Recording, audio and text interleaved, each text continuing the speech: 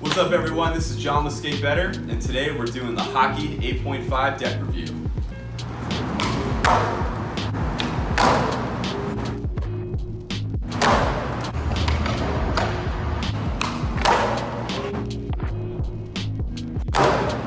Alright, so where to begin? Well, I'm definitely excited to review this deck. I was definitely excited to skate this deck when I got it. I just know that this deck and this brand has been growing so much in popularity.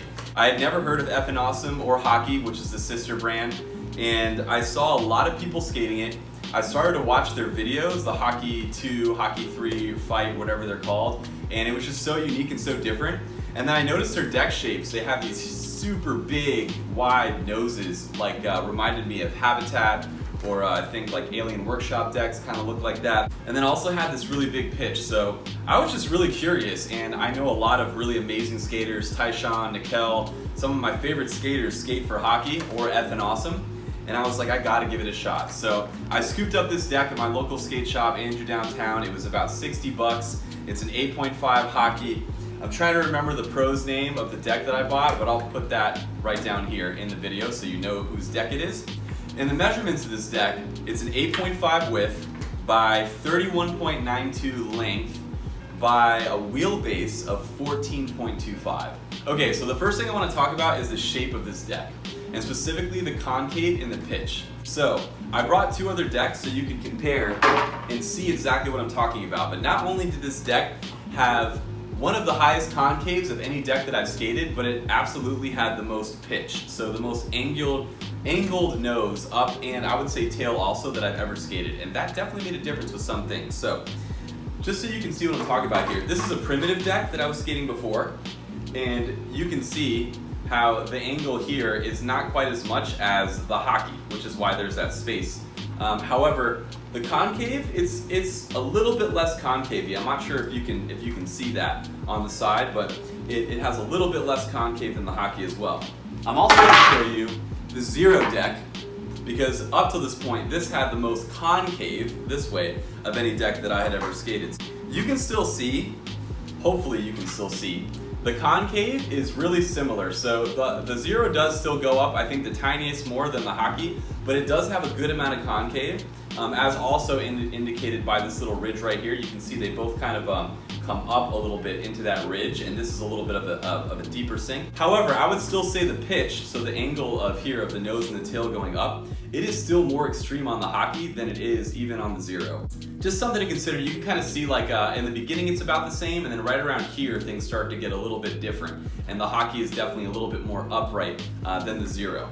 So what it meant, the first thing it meant was I ride Thunders, which are the tiniest bit more out than like, an indie wheelbase. So on a deck like this that has a lot of pitch, it absolutely was interesting to find the timing. So the timing felt a little weird at first. I definitely had to wait a little bit longer before the tail would snap, which makes sense because this is so much higher now from the ground, so it takes all that much more time for the tail to snap. So yeah, it was kind of like, I would call it an advanced deck. Like, this is an advanced deck. If this is your first deck ever skating, I mean, more power to you if you can get used to something like this. The reason I say it's advanced is because it takes more time to snap this down. To get it to snap fast, you have to put more power and pressure into it. The good news is that because it has such a high pitch and because these are back, it has such a high yield, and the pop felt really good, and I was able to get a lot of powerful snap and height out of the ollie of this deck. However, the con was because it had such an extreme pitch and such an extreme concave, and all these other things were very extreme, things like manuals were really tough on this. I didn't have a lot of flat to put my foot here to really get a good balance point. Like, in other words, there's not a lot of space between this bolt and then where it goes up. It's like very small spot to put your foot to find that sweet spot. And then once again, because it's so angled, it's a lot more challenging to balance something like this than imagine if this nose was like almost straight and all I had to do was lift it like that to balance. So it made manuals a little bit harder. Overall, just for the shape, I would say this, for me, would not be something I would recommend to a beginner. I think that it takes a little bit it takes a while to get used to the timing, and then on top of that, you do have to put a good amount of power into your pop. However, if you can do that, you're gonna get a really nice yield with what you get out of that.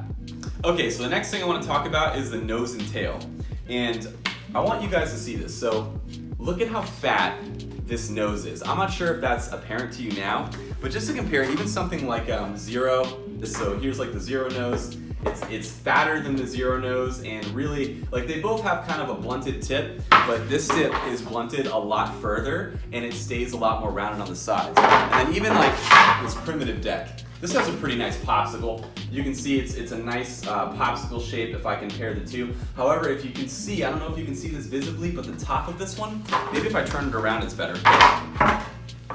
The top of this, the very, very top, the part of it that goes straight across is a little bit longer on this than it is on this. So like this part here that is like flat on top is just a little bit wider. And it really makes it feel super big. So this board is already an 8.5, so it already has kind of a wider feel to it. So as far as the nose goes, the nose actually felt really nice for slides. So I don't do a ton of slide tricks, but it made me want to do some more slappy nose slides and like kind of get those going. So it does give you a really nice surface to put your foot on because you have so much nose to work with. I did like that about the nose. However, I actually didn't love the nose for flip tricks. And I know a lot of people that ride these kind of decks are like, yeah, it's the best, you have all this room to flick off of. But for whatever reason, I felt like because I had such a big nose, when I would slide my foot up to do the flip trick, I was getting a lot of like ollie north action. And I think that if it had more of an angle here, it would just be a little bit easier to kind of get leverage and flip my foot off, if that makes sense. But because the nose is so wide, I felt like I really had to like drag my foot back this way to get a good flick. Once I kind of figured the flick out, it was nice, but at first, this deck felt really chunky to kind of kick flip.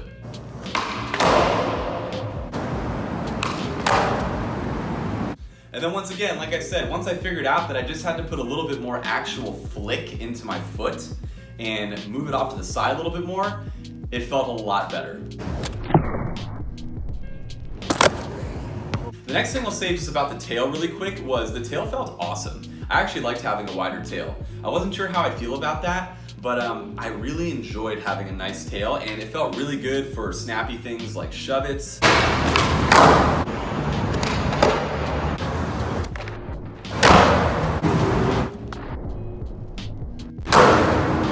But then it didn't feel good for things like tray flips. And it was really hard to get a lot of leverage around this fat tail to scoop because there's a lot more to scoop, and because this here doesn't really like angle in that much, it is more of like a straight thing on the tip, it's a lot harder to get your foot in a good position to be able to kind of snap it forward. So things like that, didn't love it for, but then a lot of other things I did. So really big pros and really big cons. So the next thing I want to talk about are the graphics of this deck.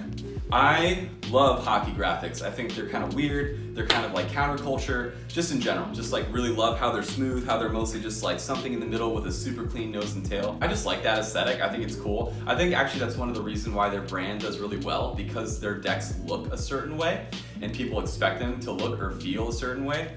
However, it came with this black stain, so I'm not sure if you can, I'm pretty sure you can see that. So there's kind of like this black stain that went all the way around the side. At first, I wasn't sure how I was gonna feel about that. I was like, I don't know if I like that or not. Kind of looked cool because it looked like I just had this super blacked out deck with like grip tape, but I do like seeing the edge of the grip tape job being a slightly different color, so it threw me off a little at first. However, once I got used to it, I kind of thought it was cool. And then it started to kind of peel back and chip away. And it's so weird because at first there was like this pink color that was coming through, and I was like, oh wow, that's cool. I'm gonna have like this really awesome pink trim around my deck. But then it didn't happen all the way through. So it only happened in like wheel bite spots on the bottom that were eaten up underneath the graphic. And then the top has actually like this like yellow. There's like this yellow stain coming through now on the top of the wood. So I don't know, this deck is like all sorts of different colors. There's all sorts of weird stains that are going on. Ultimately, I kind of like it. I kind of like how it's evolving, but it was weird. I just didn't understand what was going on. I was like, it's a different color top stain and then another different color underneath, but then the nose was a different color. So it was weird. However, the graphics held up really, really well. I did do a lot of board slides and a lot of lip slides and things like that in this deck, and I will say that it absolutely held up really well. It's kind of reminded me of the Zero. So that Zero deck, whatever they're using, it felt like they're using the same stuff on this deck because I could thrash through this middle and I'm just now starting to get it down past the paint job. And I've had it for like 3 months, so to me, that's a good long amount of lasting time. And I have nose slid this way more than I board slid it, and I'm still not down to the pink in a lot of this. So I would say graphics, if you like having your graphics intact, this is gonna be great for you. So next thing I want to talk about is the durability of this deck. Did it last? What was the pop like? I will share with you that after skating this deck for 3 months, it does have a little bit of a razor tail going on right now. I don't know if you can see that perfectly. It's not bad. It's not a bad razor tail. I could still skate it a little bit longer. I am gonna skate it a little bit longer. Even though it hasn't completely razor tailed, I can definitely feel a drop off in the pop. So I would say like specifically the last 2 times I skated, I definitely noticed that I was getting a little bit of ghost pop. And once again, having this really high pitch and extra time for this to hit doesn't help me there. It feels worse than it probably would on another deck. So the pop did last a really long time. I just have to say that. It does have good pop, it does last a while, and it feels really durable. So I did ding this thing into a couple walls and cement posts and things when I slipped out a few times, and I don't have any tail scrapes or any tail chunks missing. I barely have one right here in the nose from when I just like slammed it into a corner. But other than that, it's holding up really well. There's no pressure cracks. Even the wheel bite spots don't seem as indented, where for a deck like this, where I got a lot of wheel bite, I don't know, it seems to be holding up really well. So durability wise, I would say, I think these decks hold up really well. I know this is an 8.5, so it's bigger, and I would hope it would for you. So I just had really good experience. I would say this is one of the most durable decks that I've ridden. So last thing I want to mention about this deck is just more around general pros and cons and my thoughts. So I already mentioned I do think this would be a deck if you're a more advanced skater. You'd probably have more fun with it, just getting used to the timing, having that big nose and tail to do whatever you need to do with would probably be super fun, or something different. You might like it, you might not. I personally enjoyed something different. However, I would say it had huge pros and huge cons. So you're getting this massive pop, this massive yield, these big spaces to put your feet on. That's all the pros. And then the cons would be, it's a lot harder to do balancing tricks. It can definitely be really weird to get the timing, and it definitely is a lot of pitch. And if you're not used to that, it can feel really weird at first. So and it has a good amount of concave. When you have a deck that is wider and also has a pretty steep amount of concave, it makes it feel like your trucks are looser. And the reason for that is because, think about it, if I have something that is way further away from the center and I'm putting pressure on it, it's gonna be a lot easier to put that pressure down, and it's gonna be a lot less resistant when I push down because it's further out, as opposed to like if I try to press down like right here and I'm really close to the truck, it's probably gonna be really hard. But imagine if I extended my deck like 3 feet beyond that and I pressed down, it'd be really easy. So because you have this tip that is super concave and it's wider than like an 838, there's more pressure that you put down when you're turning. So it's not that you necessarily turn more, but like your deck actually goes down more and it feels like your trucks are looser. So that is something that on an 838, which is weird, I just figured this out because when I had the primitive before this, I was like, man, my trucks feel tighter. Why is that? It's not the trucks, it's just that the deck, when you have a wider deck that's further away, it feels like that. So once again, I am gonna go back to 838s. I'm gonna attempt to skate 838s from this point on because of that reason. And also I do feel like they are the tiniest bit easier to flick. So I feel like you get all the pros of having a wider deck stability-wise, but you can still move them around. But just a general thing about bigger decks, and something that I didn't like about this deck was just, it felt like I had the responsiveness of the Thunder Truck that I loved, but it just felt a little bit more wobbly. So I didn't really love that, and it's just something to note, that's all. So let's get down to it. Final thoughts, would I skate hockey or FA deck again? The answer is yes. I think trying it in an 838 would help a lot of the issues that I had. I'm not sure how I would still feel about the super big nose and super big tail. Ultimately, I do think I liked it. I think if I could get one that mellowed out a little bit more, that didn't have quite as of an aggressive pitch, then I actually really would like this deck a lot more. But to me, that was a deal breaker, and I'm trying to get better at manual tricks, which I'm not good at all right now, so I do need kind of that advantage, and this deck did not give it to me. However, if you want a deck that yields high pop, or you do explosive tricks, or you do gap skating, or things like that, where you need a really solid, stable base, and a lot of explosive pop, I think this is your deck. This is a really solid deck for that. Ollieing over stuff, this is my favorite deck to ollie over stuff with besides the Zero. because of the pitch and because of the pop. However, I think it was one of my least favorite decks to flip because it just felt chunky because of some of those other reasons I mentioned earlier, but more specifically, it's just a bigger deck and it's a little bit wider and it felt heavier, and it was just weird to get the timing with this big pitch. So that's gonna wrap it up for this video. I did include some basic tricks at the end so you can just see what it looks like skating this deck. I really hope you all enjoyed this video today. I'd love to know your thoughts on hockey or FA, if you've ridden the decks, if you liked it, if you hated it, what you did, what you didn't, or maybe what you're riding now and what you love about that. Leave your thoughts in the comments, let me know. I will respond if you have any questions. But other than that, I just wanted to say thank you. Thank you all so much for subscribing, for liking these videos, for commenting. It means the world to me. I've seen this page grow and I never expected it to get anywhere near where it's at right now with subscribers and with the following. So keep the questions coming, whatever you need, I will do my best to get back to you. I hope you all enjoyed this video. Take care, see you next time.